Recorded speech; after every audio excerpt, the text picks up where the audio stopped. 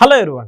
IPS Sunil Kumar గారు చేసిన వ్యాఖ్యలు గ్రౌండ్ లెవెల్లో ఈ ఈక్వేషన్ సెట్ అవుతుందంటారా? సో ఒకసారి దీని మీద విచారం తీసుకునే ప్రయత్నం చేద్దాం. ప్రస్తుతం మనతోటి పొలిటికల్ అనలిస్ట్ శేషరావు గారు ఉన్నారు. ఇంటర్వ్యూలోకి వెళ్ళిపోదాం. Hello sir. Hello. Yes sir, ఇది పనికొస్తుంది అంటారు గ్రౌండ్ లెవెల్లో? ఇప్పుడు ఆయన చెప్పినటువంటి ఈక్వేషన్ ఏంటి? దళితులు కాపులు కలిసి ప్రభుత్వాన్ని ఏర్పాటు చేయాలి.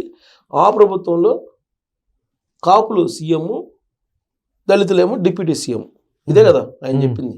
ఆయన చెప్పిన ఈక్వేషన్ ఇది వర్కౌట్ అవుతుందా గ్రౌండ్లో అని అంటే ఫస్ట్ మందకృష్ణ చెప్పాలి. ఎందుకంటే సునీల్ ఐపీఎస్ చేసినటువంటి కామెంట్స్ ఏదైతే ఉన్నాయో వాటికి ముందు మందకృష్ణ గారు ముందు అసలు దాని మీద ఒపీనియన్ వ్యక్తం చేయాలి. ఎందుకనంటే దళితులు అని అంటే ప్రధానంగా ఎస్సీ మాల, ఎస్సీ మాదిగా వీళ్ళిద్దరిని కలిపి దళితులు, మిగతా వాళ్ళు ఉంటారు. దాంట్లో ఉపకులాలు చాలా ఉంటాయి. వీళ్ళే కదా ఎస్సీ మాలల కారణంగా అన్యాయం జరుగుతుందని చెప్పి 30 సంవత్సరాల పాటు పోరాటం చేశారు మందకృష్ణ మాది గారు. ఎందుకు? ప్రభుత్వం రాజ్యాంగం కల్పించినటువంటి వెసులుబాట్లని ఎస్సీ మాల సామాజిక వర్గం తీసుకెళ్ళిపోతుంది, మాకు అన్యాయం జరుగుతుంది అనేటువంటి ఉద్దేశంతో ఆయన అలుపెరగినటువంటి పోరాటం చేశారు ఎస్సీ వర్గీకరణ కోసం. నరేంద్ర మోడీ గారు ఎస్సీ వర్గీకరణకు సంబంధించి హామీ ఇస్తే ఆయన కౌగిలించుకొని నరేంద్ర మోడీ గారిని ఏడ్చాడు. ఏడడం అంటే ఆ హామీ ఇచ్చారు కాబట్టి సుదీర్ఘమైనటువంటి పోరాటం చేసినటువంటి ఒక నాయకుడిగా తన కళ నెరవేరిందని చెప్పి పొలకించిపోవటమో లేదంటే కన్నీరు పెట్టుకున్నారు ఒక రకంగా చెప్పాలంటే. ఆయన బాధలు పడినటువంటి బాధలు, మాదిగ సామాజిక వర్గం పడినటువంటి బాధలను నెమరు వేసుకుంటూ తల్లడిల్లిపోయారు. ఆ రోజున వేదిక మీద సికింద్రాబాద్లో జరిగిన సమావేశంలో అప్పుడు దండోర మాదిగ డప్పు అని చెప్పి ఒకటి పెట్టారు. ఇప్పుడు అనేక మంది వచ్చారు. అనేక మంది వస్తే నరేంద్ర మోడీ గారిని పిలిచారు. ఎస్సీ వర్గీకరణకు అనుకూలంగా ఆయన స్టేట్మెంట్ ఇచ్చారు. లీగల్గా సుప్రీంకోర్టులో నేను కేంద్ర ప్రభుత్వం తరపు నుంచి గట్టిగా పోరాడి ఎస్సీ వర్గీకరణ చేపిస్తానని చెప్పారు. ఎస్సీ వర్గీకరణకి అనుకూలంగా ఇప్పుడున్నటువంటి కేంద్ర ప్రభుత్వం నిర్ణయం తీసుకొని ఇప్పుడు ఆయా రాష్ట్రాలని ఇంప్లిమెంట్ చేయండి అని చెప్పి ఆర్డర్స్ పాస్ చేసింది. ఇప్పుడున్నటువంటి కూటమి ప్రభుత్వం ఆంధ్రప్రదేశ్లో ఎస్సీ వర్గీకరణ అమలు చేస్తుంది, స్ట్రిక్ట్గా అమలు చేస్తుంది. గత ప్రభుత్వం దాని గురించి ఎస్సీ వర్గీకరణ గురించి మాట్లాడటానికే సాహసించేది కాదు, దాటవేసేది. అలాగే తెలంగాణ ప్రభుత్వం అమలు చేస్తుంది ఎస్సీ వర్గీకరణని. ఆంధ్రప్రదేశ్ ప్రభుత్వం ఎస్సీ వర్గీకరణ విద్యా ఉద్యోగాల్లో ఎస్సీ వర్గీకరణ అనేది అమలు చేయడానికి పకడ్బందీగా సిద్ధమైంది. కారణం ఏంటి? అసలు ఈ ఎస్సీ వర్గీకరణ ఎక్కడి నుంచి పుట్టింది? చంద్రబాబు నాయుడు గారి మధ్యలో నుంచి వచ్చినటువంటి ఆలోచన.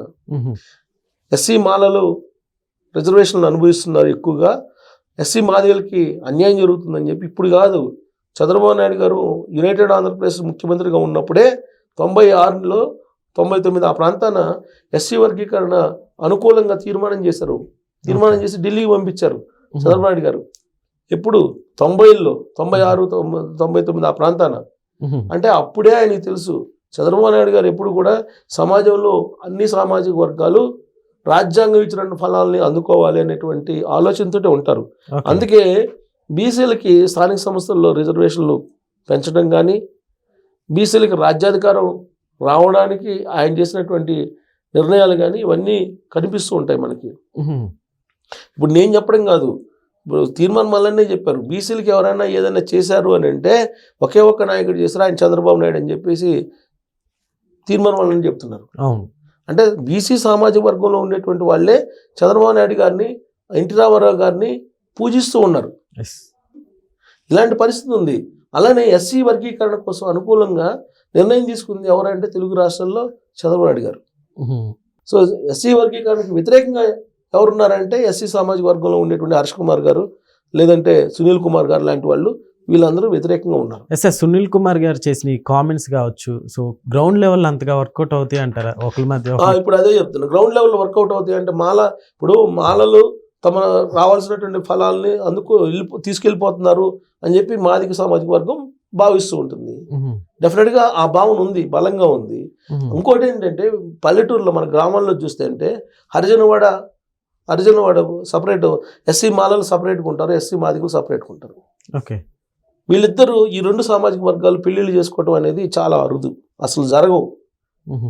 వేరే సామాజిక వర్గాలు ఒకరికొకరు పెళ్లి చేసుకున్నటువంటి సందర్భాలు మనం చూసాం. ఎస్సీ మాదిగా పెళ్లి చేసుకున్నటువంటి సందర్భాలు ఎక్కడా కూడా నాకు తెలిసి నేను 28 సంవత్సరాల జర్నలిజంలో ఉన్నా నాకైతే తారసపడలా. అంటే అంత వివక్ష మాదిగల మీద ఉంటుంది. నేను ఎక్కడ దాకా నేను జర్నలిస్ట్గా ఉన్నప్పుడు ఎస్సీ కార్పొరేషన్ రిపోర్టింగ్ కోసం వెళ్ళేవాళ్ళం. మాదిగ సామాజిక వర్గానికి సంబంధించినటువంటి ఫైల్స్ ఏదైనా ఉంటే అవి అలానే ఉండేవి, క్లియర్ అయ్యాయి కాదు. ఎందుకు ఎస్సీ కార్పొరేషన్కి ఎండీలుగా ఎవరు ఎక్కువ కాలం పనిచేశారు అని అంటే రికార్డ్స్ తీసుకోవచ్చు. ఇదేమి నేను పోర్ట్రేట్ చేసి చెప్పట్లేదు, రికార్డ్స్ ఆన్ రికార్డ్ మీరు కనుక చెక్ చేస్తే ఎస్సీ కార్పొరేషన్కి ఎప్పుడు కూడా ఎస్సీ మాల ఐఏఎస్ మాత్రమే ఎండీగా ఉండేవాళ్ళు. ఎస్సీ మాదిగ ఎండీ చాలా అరుదు. ఎస్సీ మాల ఎండీగా ఉన్నప్పుడు ఎస్సీ మాదికి సంబంధించినటువంటి ఈ సంక్షేమ పథకాలు కానీ లేదా ఇతరత్ర స్కీమ్స్కి సంబంధించిన ఫైల్స్ ముందుకు కదిలేవి కాదు. అనేక సందర్భాల్లో మేము న్యూస్ రాసాం ఆ రోజు పేపర్లో ఉన్నప్పుడు. కాబట్టి ఎస్సీ మాదిగలకి అన్యాయం జరుగుతుంది అని చెప్పి సుదీర్ఘమైన పోరాటం చేశారు మందాకృష్ణ మాదిగ గారు.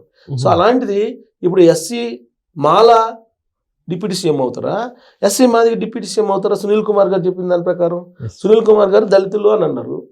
దళితులు అనేది కంబైన్డ్గా చెప్తున్నారు. ఈ దళితుల్లో చాలా రకాలు ఉన్నారు, మాలల్లో చాలా రకాలు ఉన్నారు, చాలామంది చాలా ఉపకులాలు ఉన్నాయి, మాదిగలు ఉన్నారు. సో మాదిగల్ని అసలు మాకు అన్యాయం జరుగుతుందని చెప్పి మాదిగలు పోరాటం చేశారు కదా. ఇప్పుడు దళితులు అనేది ఉమ్మడిగా తీసుకున్నారు, బాగానే ఉంది. దళితుల్లో ఎవరు డిప్యూటీ సీఎం? ఎస్సీ మాలకు సంబంధించిన డిప్యూటీ సీఎమ్మా, లేదంటే ఎస్సీ మాదికి సంబంధించిన డిప్యూటీ సీఎమ్మా? అది కూడా చెప్పాలి సునీల్ కుమార్ గారు. అది చెప్పలా, దళితులు అన్నారు, అయిపోయింది. ఇక కాపు సామాజిక వర్గం తీసుకుంటే కాపులు అని అంటున్నారు. ఎవరు కాపులు ఎవరు?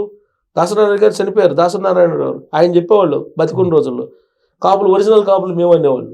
మరి మిగతా వాళ్ళ పరిస్థితి ఏంటంటే రకరకాలుగా చెప్పేవాళ్ళు. సినిమా ఇండస్ట్రీలో ఉండేటువంటి వాళ్ళు అందరికీ తెలుసు ఎవరు కాపులు. అసలు కాపులు అంటే ఎవరు? తెలగల కాపులా, బలిజల కాపులా, సెట్టి బలిజల కాపులా, ఒంటరి కాపులా? ఇవన్నీ కాదు కదా. కాపులు అంటే ఏంటి? కాపు తెలగ, బలిజ, ఒంటరి, ఇంకా రకరకాల అన్నింటినీ కలిపి కాపులు అని చెప్పేసి ఎప్పటి నుంచి చెప్తున్నారు? ఇది వంగవీటి రంగా హత్య తర్వాత వచ్చినటువంటి ఈక్వేషన్ ఇది. కానీ ఇవాళకి కూడా నీకు పెళ్ళిళ్ళు ఈ కులాల మధ్య చాలా తక్కువగా జరుగుతుంటాయి. ఇప్పుడిప్పుడే కొంత జరుగుతున్నట్టు అనిపిస్తుంది. కానీ తెలగల్ని సపరేట్గా చూస్తారు అసలు కాపులు. సెట్టి బలిజలకి కాపులకి అస్సలు పడదు. ఇది నేను ఎందుకు పడద మీన్స్ దూరంగా పెడుతుంటారు సెట్టి బలిజల కాపులు. పడద మీన్స్ నేనేదో వాళ్ళకు ఇదిగా కాదు, వివక్ష చూపిస్తుంటారు.